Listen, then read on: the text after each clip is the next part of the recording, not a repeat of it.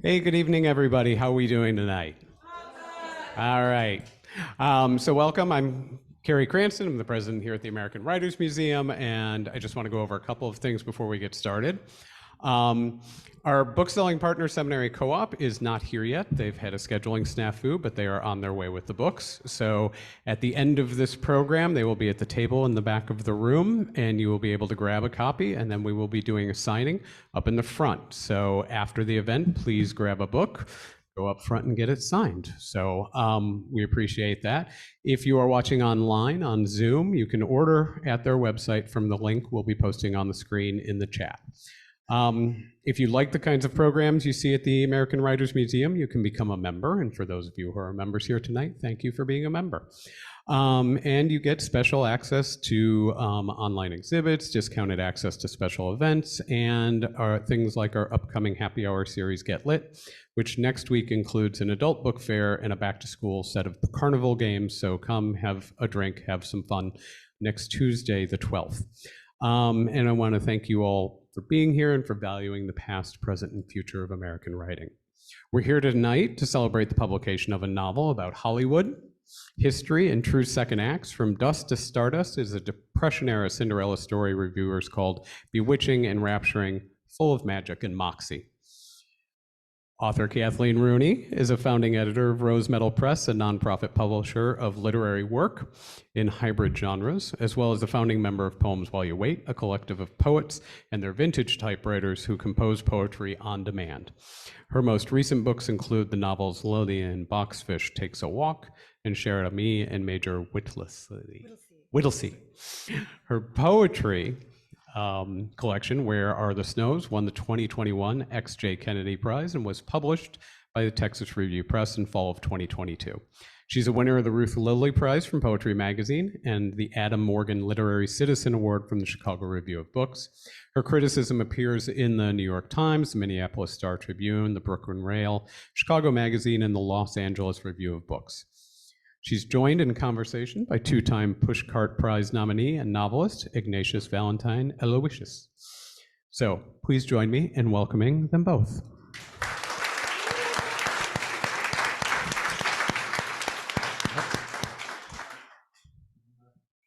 Oh, one last thing. When they're done talking, we're going to ask that if you want to ask questions, we're going to have a mic right back here on a stand. And we want you to line up to ask your questions, okay? Because the people on Zoom can't hear you if you don't come to the mic. So just letting you know now, and we'll do that in a little bit. Thanks. Enjoy. Thank you. So I think Kathleen's going to read before we begin the Q&A. Yeah, okay. Yeah. Can everybody hear me okay? Great. Okay, so yes, thank you so much, Ignatius, for being here. I'm excited to get to the questions, but first, just a little bit about the book. It's based on the life and work of Colleen Moore, the silent movie star who built the fairy castle at the Museum of Science and Industry. Who has seen it? Yeah, who hasn't seen it? Okay, that's all good because you're in for a treat if if you know, and you can go find out. So the book itself is structured so that Colleen has been invited to the museum to record an audio guide for the castle, which she has donated. And so she's going room by room through the castle, and then that sort of sets her back on her memories of how she got to Hollywood and became famous and her second act and things like that. And in my book, it's Doreen O'Dare, fictionalized, because it is a biographical novel, but I did make stuff up. But if you get the book, which you will be able to by the end of the night, it's got like the library, the small hall, the drawing room, like all the different rooms and objects. And then, yeah, I'm just gonna read a very Chicago-y scene because I think one of the things I'm interested in is people who know what they want to do. I always am fascinated by people who rise to the top of their field because often when you ask them, they've like known since birth that it's something they wanted to do. And so Doreen and Colleen seem like they were this kind of people. So this is sort of that discovery. And it's very Chicago because Walter Howie, the great newspaper editor, was her uncle. And so I thought I would give you some of him too. So just a couple pages. Aunt Lib liked to call me the child of my soul. Uncle Walter called me the child of my imagination. A hard-bitten newspaper man, he had a glass eye, and he'd never tell anyone how he got it. I'm not sure that even Aunt Lib knew the truth. Legend attributed the orb to the circulation wars of his early days in the Windy City, a time when gangs employed by rival papers waged battles in the streets, or less romantically, to Walter's passing out drunk and impaling himself on a copy spike. The quip among his underlings was that you could identify the glass eye because it was the warmer one. Mum, as he always remained on that topic, he loved to regale me with his tales of his biggest scoops. The one that launched his career came in the final days of 1903 when he was strolling through the snowy Chicago Loop and happened upon a knight and 3 clowns climbing from a manhole. They were actors fleeing the Iroquois Theater, which had gone up in flames during a matinee performance of the musical Mr. Bluebeard based on the fairy tale. The inferno killed 600 people, most of them children and their mothers, the deadliest theater blaze in United States history. Uncle Walter filed his copy as people were still escaping into the sewers via the theater cellar, breaking the story nationwide in the next day's early editions, establishing his reputation for aggressiveness and steady nerve. I loved Uncle Walter more than I did my own father. I admitted this to no one but the fairies as I set out small treasures for them on the guest room windowsill. From Granny's stories, I knew the good people to be fond of child swapping, and I begged them to make me Uncle Walter and Aunt Lib's changeling. Wings veined with silver, luminous as the moonlight, the fairy princess appeared to me in the night and explained, "It doesn't work that way, but we're interested in you, so we'll see what we can do." Her companions formed a circle bright as a chandelier and echoed her words in unison before vanishing. Feeling as if I'd slept a dozen years, I woke the next morning to find the windowsill bare. I'll never know what role exactly the fairies played, but while Lib and Walter never adopted me, each did take an early hand in steering the remarkable course of my life by means I can't imagine that either ever intended. In a funny way, the tragedy at the Iroquois Theater played a part too. Though Walter always told the story of his first scoop in a tone that framed it as an adventure, it had in fact shaken him, just a callow lad then, fresh from Des Moines, deeply. For the rest of his life, he could no longer sit comfortably in a theater without his eyes being drawn toward likely hiding spots for pyrotechnics, potential obstacles to exit routes. His aversion didn't rub off on Lib, who'd taken a show any time the chance arose. When entertaining a visiting niece, for instance. So you see, I was never pushed to be an actress. I was pulled from the instant I saw my first play. One muzzy summer afternoon when I was 5, Aunt Lib and I rode the L from their apartment in Uptown to the Loop, where Maude Adams's production of Peter Pan was playing at the Illinois Theater. Aunt Lib was as eager to see the illustrious actress as I was to see the tale of the boy who refused to grow up. I sat on the edge of a red velvet seat as plush as a muffled heartbeat and grabbed Aunt Lib's hand at the curtain going up, the theater tense and waiting. As much as Wendy and Tiger Lily and all the Lost Boys, what made an impression was my comprehension of the spell cast in captivating an audience. Equally enwrapped by watching the performance and the other children's reactions, I realized that people's emotions are delicious to me. Tears streamed down my face as Tinker Bell lay dying, but I didn't notice until Aunt Lib dabbed my cheeks with a handkerchief. She whispered through the dark, "Are you all right, Eileen?" Peter came to the footlights and spoke to us directly. "All the children who believe in fairies, please clap your hands. If you truly believe, then you can save Tinker Bell." I scrambled to stand on my chair, damp-faced and screaming, clapping like a trained seal. "I believe in fairies," I piped, my tiny voice amplified by some magic of architecture. "I really do." Every eye turned from the stage to me. Maude Adams herself laughed in her feathered cap and floppy collar, and the audience followed suit. Many people, I know, find notoriety mortifying. In that instant, I learned that I am not one of those. "Thank you, little miss," Maude said, becoming Peter again. "All you lot, join her and clap. Help us save Tink." And by a river of applause, the show flowed on. Aunt Lib's gentle hands pulled me into her lilac-scented lap, but those fingers may as well have been the steady force of my dream taking permanent hold. An actress? No. I thought even then, I did not intend to become only an actress. I meant to become a star.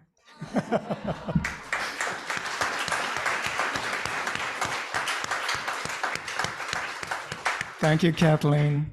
That was just great. Thank you. It just brought back everything from reading the novel. I want to start by thanking all of you for being here and thanking the American Writers Museum for having us. I really enjoyed this novel and really appreciated the chance to read an early copy of it. It was quite a privilege and a joy to get into something like this and to know that it was coming out in the world. Your title, From Dust to Stardust, and in case you want to know what the cover looks like, gorgeous cover. It points to far-reaching consequences in the lives of its characters, especially that of your first person, Doreen O'Dare, inspired by silent film actress Colleen Moore, whose original name, her birth name, was Eileen Sullivan. I don't know if any of you knew that. I didn't. Before we delve deeper into both their fictional and real lives, can you talk about your interest in taking this direction as a writer, your inspiration for giving us this story now in these times, and if you share any parallels to Hollywood or to the narrative itself? Yeah, there's so much there. So I'll answer several things. So first, I think one of the reasons that I wanted to tell the story at all is ever since I was a kid and when I first laid eyes on the castle, I was intrigued by the person who made it. And it's a thing, Eric Plattner from Poems While You Wait is in the front row. He helped come up with the title. And also he and I talk often about how Mr. Rogers, do you guys like Mr. Rogers? Whenever he would teach you about things, he wouldn't say like, we're gonna go to the glasses factory. He would say, we're gonna go meet the people who made the glasses. And so I think that emphasis on the people who create things is beautiful. And so thanks to the Museum of Science and Industry's information, the first time I saw it, I was like, who built this? And they were like, Colleen Moore. And then, that just like intrigued me because that was a stage name. Her real name was Kathleen Morrison, and she, right? And she, changed it for her pursuit of fame, but also then used that fame to help people. And so I think that kind of ties to your mention of the title. Like there's this sort of idea of going from not nothing, but from something smaller to something bigger, something humble to something like stratospheric. And so I kind of like that. And then I started writing the book, kind of like not even writing, but thinking I was going to write it toward the end of 2016. And I was feeling pretty dispirited for all kinds of reasons. And it was just making me think back to other times when there was sort of like a national darkness and a time when people were not trusting each other, feeling very down about themselves and the future. And so I just thought it was beautiful that Colleen had taken her castle, this beautiful object, and used it not just for her pleasure, but to remind people that beauty isn't useless, or that contemplating something magical can bring people together.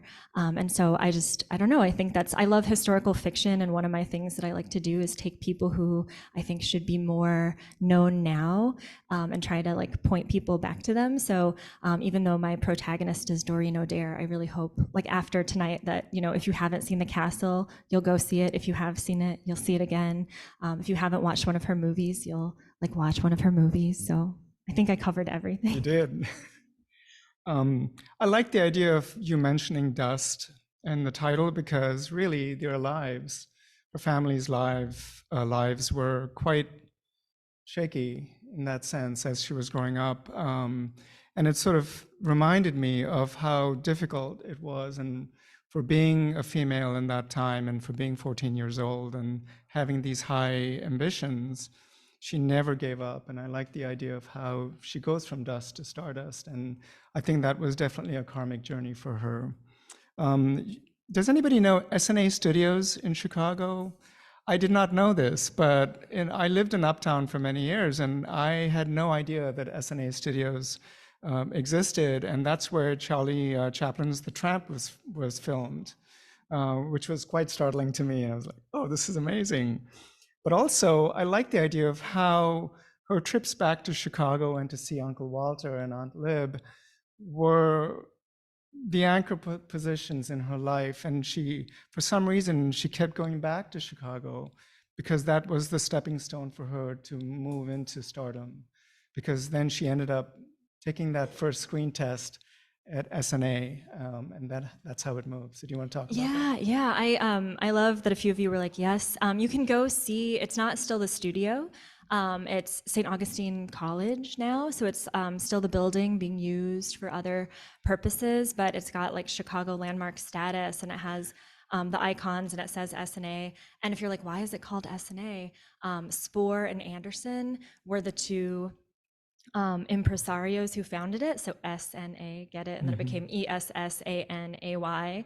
And so I just think like that's another thing I love about history and historical fiction, to sort of remind people that like before Hollywood was in Hollywood, it was in Chicago. And I think a big factor, you can guess why they moved. It was like mostly the weather. You can't shoot year round so easily unless you are like making a lot of like Arctic stories or whatever in Chicago. So they quickly realized that California was a little more hospitable to that. But I do think it's cool to think of that stuff happening. And another thing that I found in my research that I try to capture in that scene and then in other scenes of once Doreen is off to Hollywood, I think a lot of times the cliche of like when you're filming or doing a test or something for cinema is like quiet on the set, you know, like the little snap and like everybody shh. But during silent movies, you didn't have to do that because they were silent. Like you weren't recording synchronized sound. And so one of the things I learned from the reminiscences of different people, from directors to actors, is how noisy the sets could be. Both the just people watching, or like the electricians up in the rafters, like watching and laughing if a bit was funny, or Lillian Gish, one of my favorite actresses, supposedly, like, you know, when she did this death scene in La Boheme, like every single person on the crew was just like weeping, like audibly, just like ugly crying. So I think that's interesting. And then also actors would hire, or studios would hire like mood musicians too. So if you needed to get pepped up for a big scene, there would be like a jazz orchestra playing not for the soundtrack, but just for the ambiance of what the actors were doing. Or there was like when Colleen, the real inspiration, was in the movie So Big and was playing an older woman, she spoke about how she forewent the jazz and got like a sadder violinist to help her get into the mindset of this older, more tragic character. So I don't know, I just like walking by SNA and thinking like, you know, not just Chaplin, but everybody who was there kind of enjoying the show. I mean, it was a big theater at that, a big studio at that time. It was. There's a moment in the early part of the novel where Uncle Walter gives her as a gift a locket, and maybe you can talk about that. I don't want to give too much away, but the locket was a pivotal moment in her life and in the choices she made in her life. You could talk about that. Yeah, I think one of the things that I think about a lot is I'm a teacher at DePaul, so shout out DePaul. There's lots of DePaul in the house. Go Blue Demons. Just how much like life hopefully for people is long, but how much formative stuff happens to you when you're very tiny, and how like at the time sometimes you can feel that something is formative, and other times it just comes to you and you have to wait and then realize how important it was. So this is this tiny dictionary, and you know the gift is given with this idea of like, this is all the words, you know, you're going to need to know for your future. Like you might not know them all now, but you're gonna, you know, it's like this forward thinking gift. And I think, I don't know, I think part of me, I mean, that's just something that is a detail, but for me, that's kind of what the castle was too. Like my 8-year-old self didn't know that I was seeing something that someday my like 40-something self was gonna like write a book about and be in a room with all you like talking about. It's bonkers. And then like my sister Beth is here, and I don't have kids, but I have a niece and nephew who I love so much, and I love to think about what Rose and Luca are seeing now. They're 9 and 12, and like what they're seeing now, what they've already seen, what they're like soon about to see, like on a field trip or on a vacation or just in their backyard, that's gonna like make them whatever it is they're gonna be. So I thought it was fun to kind of put something like that in, to be like, you know, why did she end up like this? Like lots of things. She really inspired me a lot. I felt that the way you handled, not just from a craft position, but from a standpoint of getting into the character as an author and understanding and bridging timelines, which is very difficult to do because we're talking about the Flapper Age and then bringing it all back to the reader in 1968, where the novel is situated. I felt that was very difficult to do as a novelist, but you pulled it off so well, and I really admired, her as a character, but also her bravado in being a female, challenging all the social norms, all the male-dominated parts of industry where she was entering, never knowing how her life was going to change, and just trusting divine intervention. So I want to talk about a little bit about voices and signs and how she trusted that so much, and how she trusted it enough to keep her from harm, because she faced a lot of challenges along the way.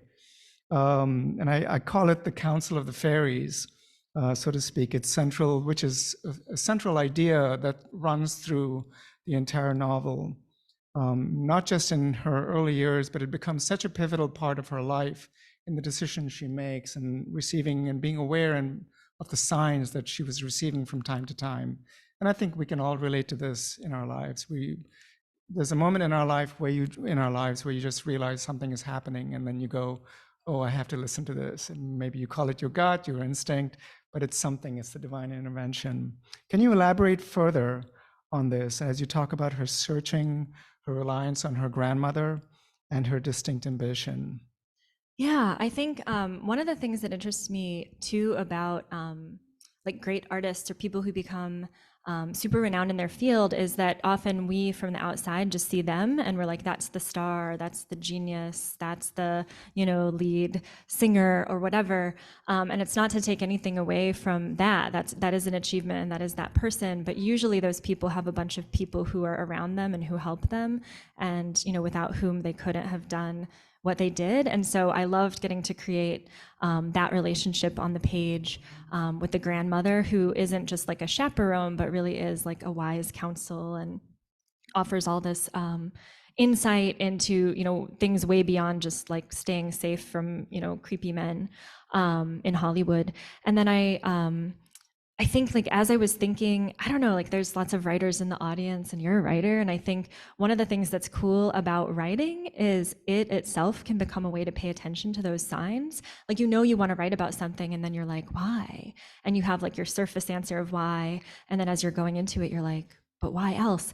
And so I think for me to speak to that, if you want to call it gut instinct, like the mystical, the metaphysical, I think I was interested in the way that that works for individuals, but also this like Celtic idea of thin places, which is sort of that folkloric idea of how there's like a membrane between the visible world that we're all in right now, and then the other world, the invisible world, whatever that consists of, and whatever it contains, and how in so many of the Celtic stories, the fairies are like fickle and have opinions, and they can help you, but they can just as easily trick you. And there's all these stories of like the fairy gold. You're like, I've got all of it. And then you like touch it and it just turns to leaves. And you're like, they tricked me. So I think that's interesting. And so I think, so the individual, the Celtic folklore, and then even cinema, I think early cinema, especially silent movies, seem themselves like a thin place where, because I think now we like see movies all the time. We have a million streaming services and it's not that mind-blowing to be like, oh yeah, there's these people on a screen. But back then it really was like coming through almost from another world. And even the screen is sort of like a membrane. And I think a good book can be like that, where you're like, and thank you for the compliment on the time toggling, where you're like reading a book and it's 2023, but you're like, oh, I thought it was 1968. I thought it was 1923. And so I think that's kind of a thin place too. So, but I don't think I knew that when I like started writing it. It just came to me more as I was like, why do I want to do this? So yeah, that was going to be my next question, Yeah. whether that was a strategic move on your part, if you decided that placing the reader in 1920 versus in 1968, because they were both very important times in American history, at least in the past centuries, in this century. So I want to just add something. You mentioned the metaphysical aspect of our lives and how we sometimes wish good things on people. We say a prayer for someone. We wish that someone gets better, or they find success in their lives. And it reminded me a lot of Jose Silva's, I don't know if anyone has read this book. It's called The Mind Control Method. And where he talks about, you can imagine someone getting better if they are sick. and you keep imagining that. And I felt that there's something that happens as a recurrent theme in the novel where she never lets go of this idea of the divine intervention. And I'm just using divine intervention as in a loose way. But you could call it God, you could call it the universe or voices, but she never lets go of that. And because of that one road she takes, that one road she takes of trusting this part in her life, she knows where she needs to go in spite of all the challenges that she faces.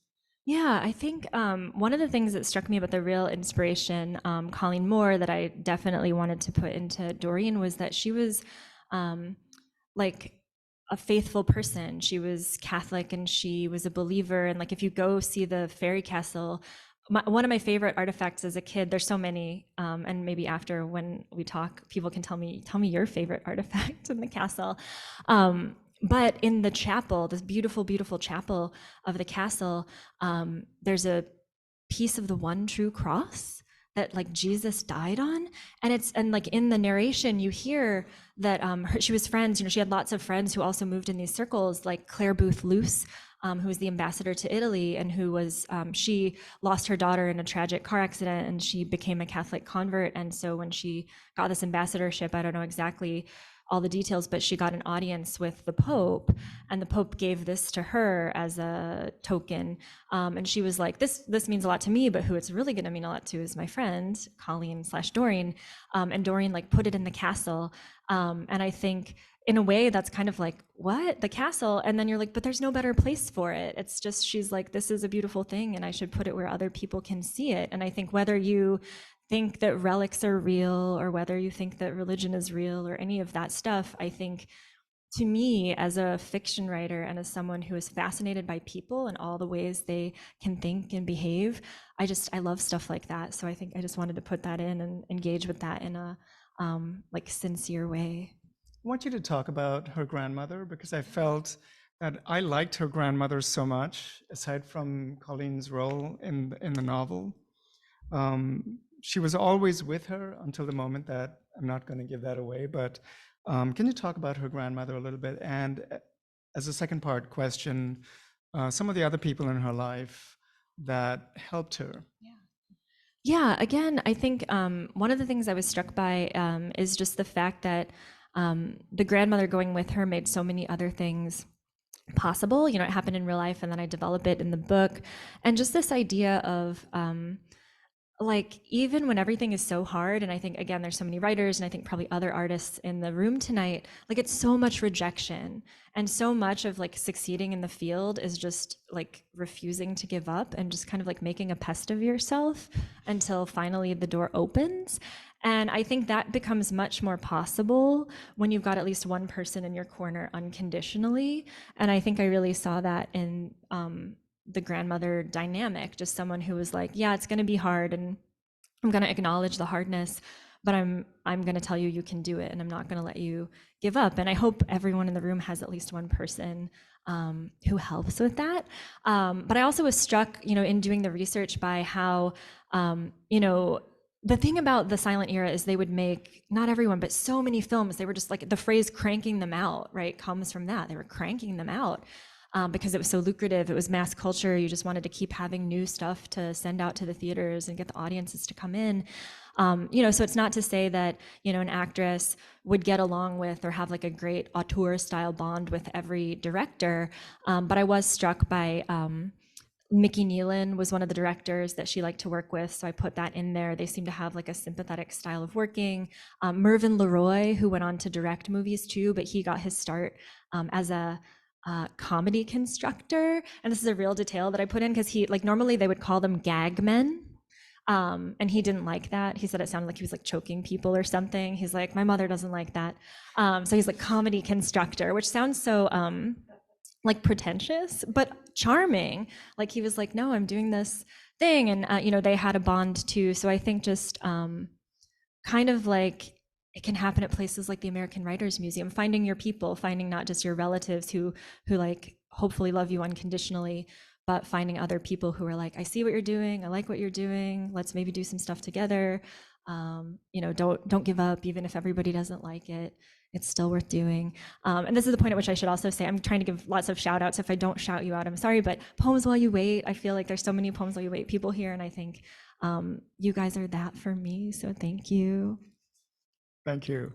I want to take us to 1968 because I feel that when the novel opens in 1968, the first couple of pages, there's a preface that sort of summarizes everything in her life.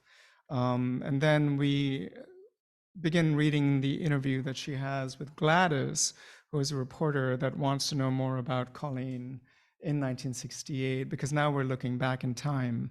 I really love the idea of you taking both the timelines and bringing them together.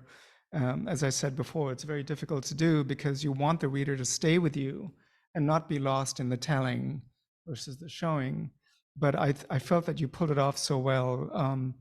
Can you talk about Gladys's role, and was that sort of a craft technique that you brought in, or how did that happen? Yeah. So people who have been to the castle over the years, as I have, like when I first went, when I was 8, they still had, and maybe some people remember, little telephones, the little telephone receivers. People are nodding. I remembered it, and it was true, but it was one of those things where as I was like going to write it, I was like, was that real, or do I just want it to be real? Was it a dream I had? But it was real, and it was great. And you would pick it up, and it would be her voice telling you things and giving you these details. Like, you'd be looking at the library and thinking how beautiful it was, and then she'd be like, oh, this chair is shaped like this because there's a little fairy prince who likes to read with his feet up in the air. And you were just like, oh my God, like it's so compelling. You were just like seeing it. So I knew when I sat down to write it that I wanted to like bring in that like a retrospective and like super personal narration of this object. And so I was like, who would she be talking to? So I came up with Gladys. And then I think Gladys is almost like a stand-in for the audience. It's like the keyhole that you look through to see the rest of the building that is the story. And something that, again, lots of students here, I always like to talk about the occasion of the telling, which is like this idea of the frame, like you're saying, of like, how are you going to get the audience what they need to know in the most efficient way that they're not going to be confused? And so it's like the occasion of the telling is like, why tell this story? Why tell it in this way? And why tell it now? And now is not like now in 2023, because that's when your book's coming out, but like the now of the story. Like, why is your character, why are your people sitting here looking back and like going on about whatever they're going on about? And so, I thought 1968 would be a good year, just, because something I was interested in is the way that the castle was not just a private celebrity indulgence, but then put to this use of being taken on the road during the Great Depression and touring to cities and being set up at department stores and becoming this ballyhoo event where people would come see it and see it together. And she got criticism at the time, in the press, and there were, remarks of like, why is she, like, kind of like you would hear now, like, why build a castle and tour it? Why not just put money on the problem? Like, why not just cut out the middleman? And I think her point, and in interviews and things when she talked about it, was like to sort of do something magical and kind of, have a chance for herself to go among the people and for the people to go among each other and realize, like, we're all in this together, as bad as it is. And then so I thought 1968, that's another year where so much stuff was happening, right? Like, it just, it's just a chaotic year, and it'll be easy. Like, I think it's easy for us now in 2023 too, to be like, oh, this is as bad as it's ever been. Things just keep getting worse, and we're on this, everything's on the skids. And I'm not saying there's not a lot of darkness, but I think it's interesting as a historical writer to kind of do what I did. And again, I didn't set out to do this. It just sort of came out like, oh yeah, like the 30s were bad and the 60s were bad and now is bad. But like, I'm not trying to, like, my point is everything's always bad. I'm not saying that, but there's always bad stuff, but there's always also in the bad stuff opportunities to not accept it and to use your powers, however big or however limited, to say like, no, I reject that and I don't want to live with acceptance of that. And so what can I do to try to enchant a disenchanting world? And I love the idea that she was able to make money and succeed in a way that she would never have imagined in the 1920s, just before the Great Depression. But the idea that she began to build and envision this castle one room at a time until it became a 1-ton item. I mean, I'm trying to imagine this. 1 ton, it cost her $500,000 to build, and she built it on a scale of 1 inch to 1 foot. Yeah. I mean, that's huge when you think about this. Yeah. But then to also take it on the road and go, I'm going to take this on a national tour and see if I can raise money to help children in need. I think that was just so admirable as a central idea that travels through the novel and then brings it to 1968.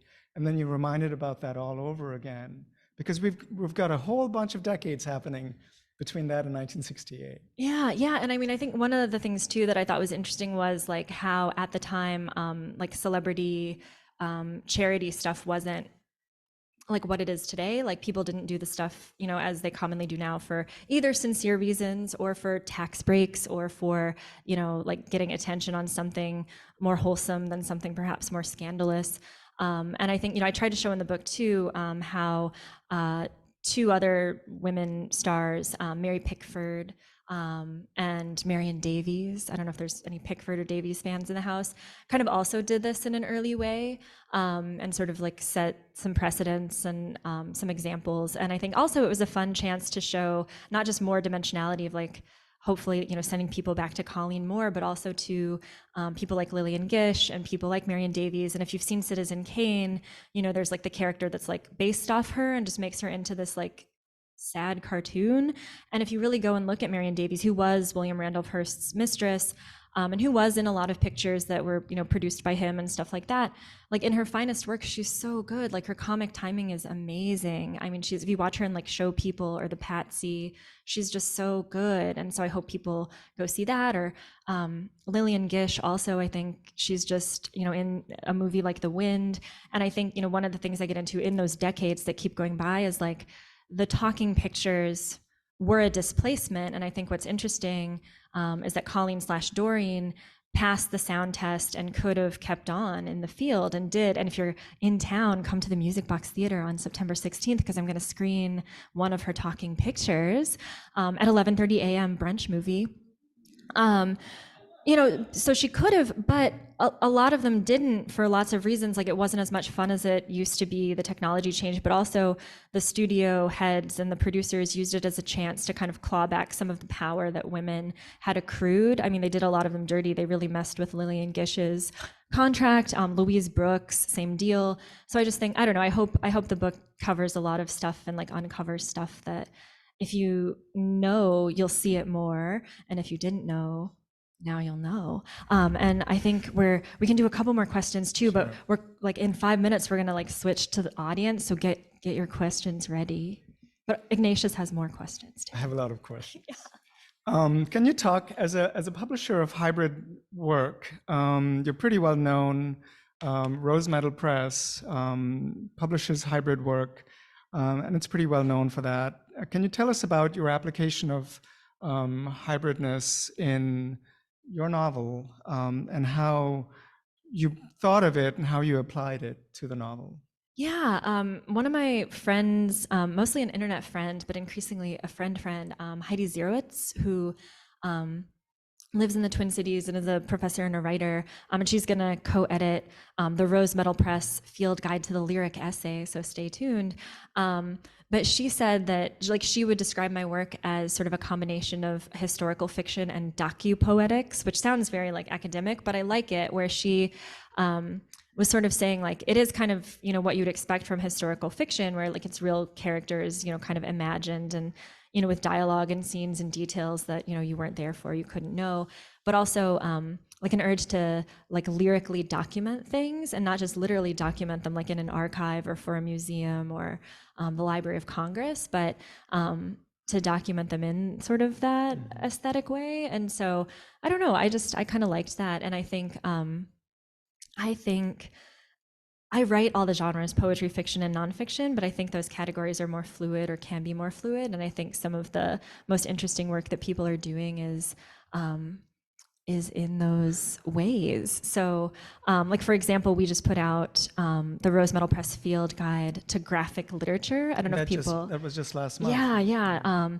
it's like comics, but so much more.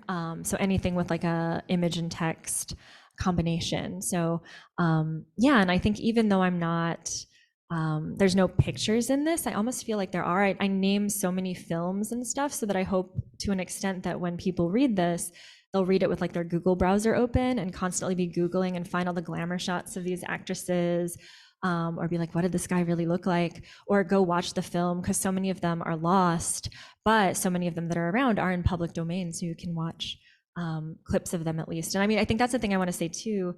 I think my urge to document stuff like this is to keep them from being lost forever, because in like 2013, the Library of Congress and Martin Scorsese's Film Foundation did a study to, you know, see like how many silent movies did we actually lose, because there is this qualitative feeling of like, oh, we know so much from this era is gone forever. And that's true, but they were like, but how much? And they said that something like 75% of all silent films, like all the films made between 1894 and 1930, are gone forever, like with not a trace, with not a reel, with nothing. And it's just, I don't know, that's so sad. So I feel like stuff like this can keep them from being lost, maybe.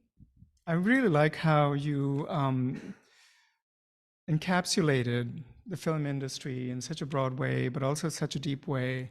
It made me think of the two films that she made, Flaming Youth and Sky Pilot. And I remember when I put the novel down, I really had to sort of stop and think about, because I was born and raised in India, and for me, this entire period of the 1920s was so foreign to me, and I felt that you brought me to that time. You took me there, and I really understood what was going on back there, and I really enjoyed it very much.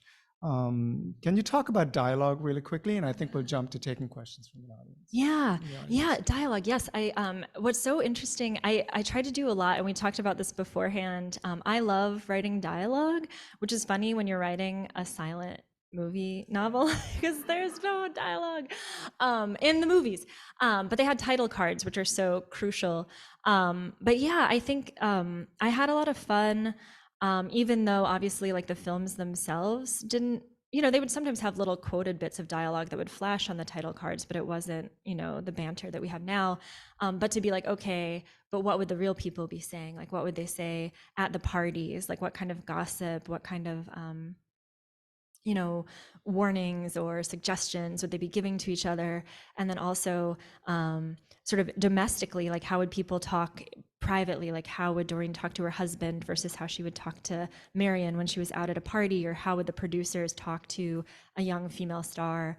And then also how would Gladys, as this, you know, recorder, prompt her subject to kind of like stay on topic but also go off topic? So yeah, I think, you know, again, because so many students are here, a thing I always tell people and tell myself, because it's hard on the first draft, is like, don't recapitulate in dialogue what you've already done in narration, and vice versa.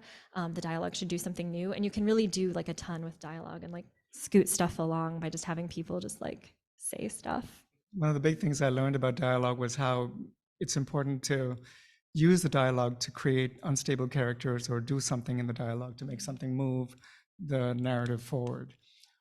Thank you so much. I think that was pretty awesome. I'm so psyched about this and your success, and congratulations.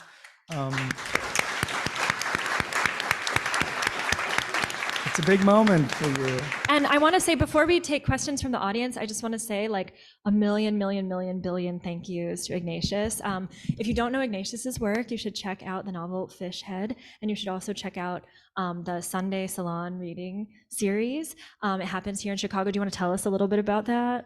Really quickly, I've been hosting Sunday Salon Chicago, and it's sundaysalon-chicago.com. And we invite authors from all over the country to come and read every month. We do it Zoom and in person at Roscoe Books. So check it out. Good to see you. So I think we're going to take questions from the audience. Yeah. So the mic is back here. If you have a question, come on back and we'll line you up. There's also, for those of you on Zoom, you can put your question in the chat and we will read it out to Kathleen at some point through this process. Awesome. So I'm going to hand it over to our first question. Thank you. Hi. Before I ask you my question, Colleen, I wanted to mention to everyone there's a really wonderful book about Chicago in the film industry by a writer named Michael Glover Smith, and it's called Flickering Empire, How Chicago Invented the Film Industry. If you're interested in that topic, it's a really good book. The question I wanted to ask you is about, in both Lillian Boxfish Takes a Walk and From Dust to Stardust, you write in the first person, and I wonder how different it would be if you wrote in the third person. How does it change the nature of the book and the story by changing the person in which you write? Yeah, oh, that's a great question. Yeah, I've thought about that a lot. And like I did in Share Me and Major Whittlesey, I also did first person from the perspective of a World War I soldier, and first person perspective of a pigeon, which some people loved and some people thought was silly, but you know, don't cater to the haters.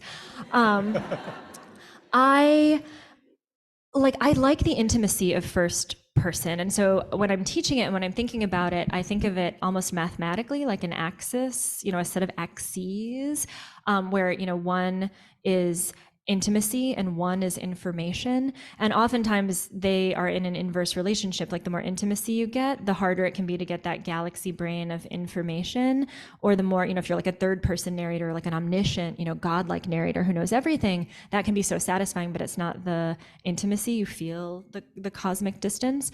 So I like all of them, but I think so far, one of the things that I don't know, I don't want to get too weird, but I'll just get a little weird. It's like doing almost like a seance. It's almost like becoming like sniffing the vapors at Delphi and speaking. You're just like, what is this person? And I mean, that might sound weird, but it's really like haunting yourself to haunt other people with the spirit of the dead, and the dead that you don't want to be dead, and the dead that you don't want to be dead forever. Because I don't know, I think as a culture, we're like kind of biased against the dead. We're always on to the new and the next, and I like to go back to them and like respect the dead.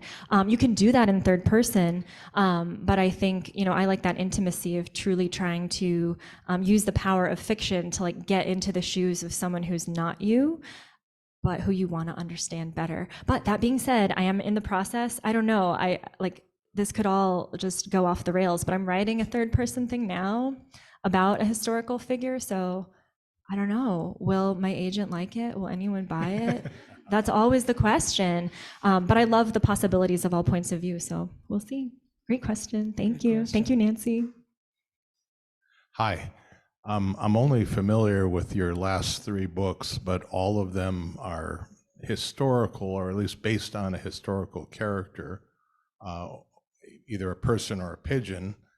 And I'm interested in your creative process, how you pick the historical figures, whether you know enough about their history that you see an arc of a plot, or you're just interested enough in the person that you inhabit them and the plot develops as you're writing.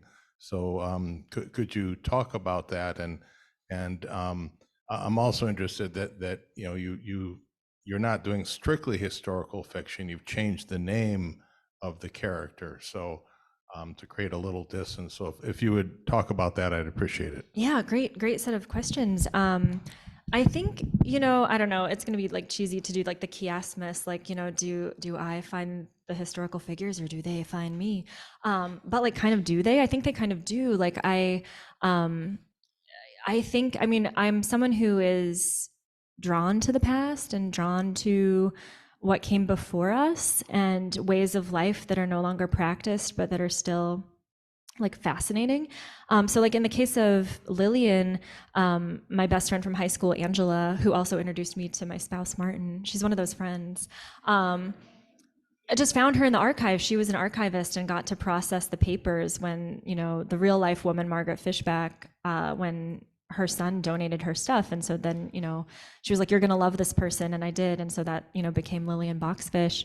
And then with the Share Me and Major Whittlesey, it was a student at DePaul, Brian Michich, who was like, he's the one who brought, you know, through all these different circumstances, Share Me into my life. And I think I just like went literally to the Wikipedia page and was like, how is there not already a novel about these two people?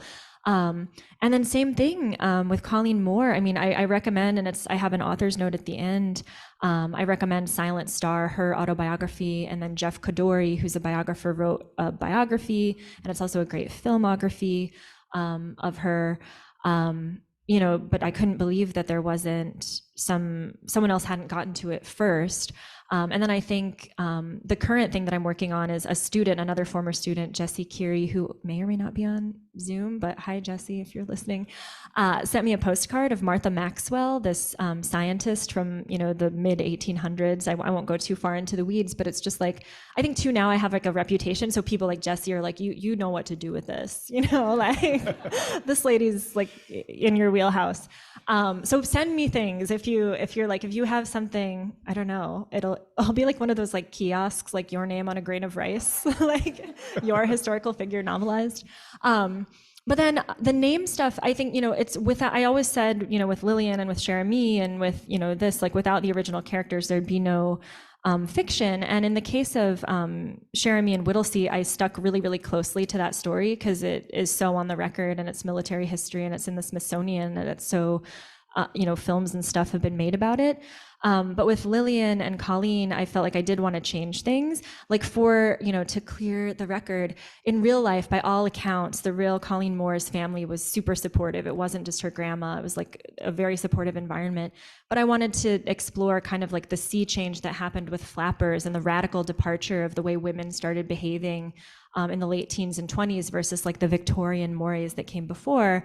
So it behooved me to change that. And I think changing names lets you get a little more free to make a story that's more to your purpose. So I think, you know, I don't know, and also to make a story that's like this weighs in at under like 300 pages. And I think if I, you know, didn't give myself that freedom, I would have tried to put every single real detail in, and that would be not a good novel. It would be something, but not a good novel. So hopefully that answers your question. Hi. So first, thank you so much for the wonderful, thought-provoking conversation, especially concepts of divinity are things I'm always interested in. But something else that I've been reflecting on lately that I'm hearing a lot from this conversation is sort of the concept of fame and this idea of people kind of at a higher level in terms of being known. And from this book, what would you say you have learned about what draws people to fame, whether that be as a famous person or like adoring famous people as someone who's on the outside?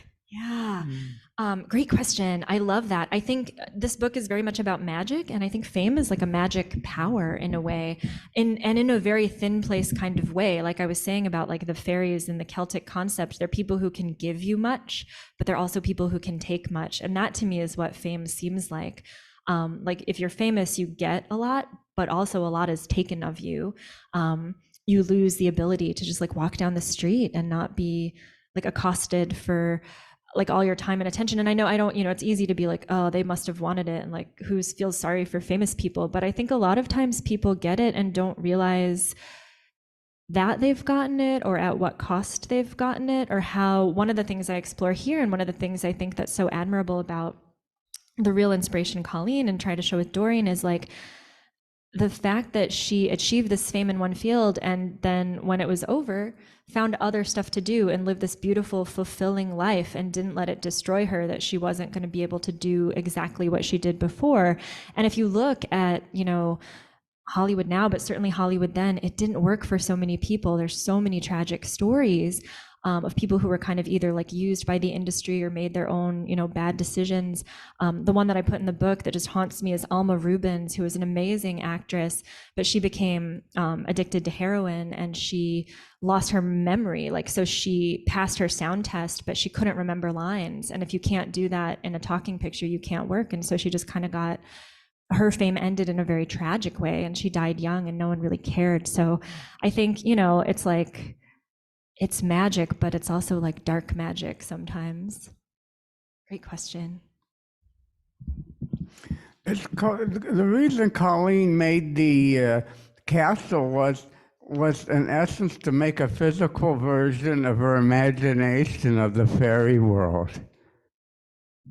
Yeah, I mean, one of the reasons that I use it as the structure is that, structure of the novel is that, yeah, I think it was her chance to kind of be almost like a producer, like a movie producer, but a producer of her own vision of that. So I think something I've said at a few other interviews and stuff is like, I love that it's at the Museum of Science and Industry, but I think it could just as easily be somewhere like Intuit, the Center for Visionary and Outsider Art, because it absolutely is like this, I think, truly visionary object.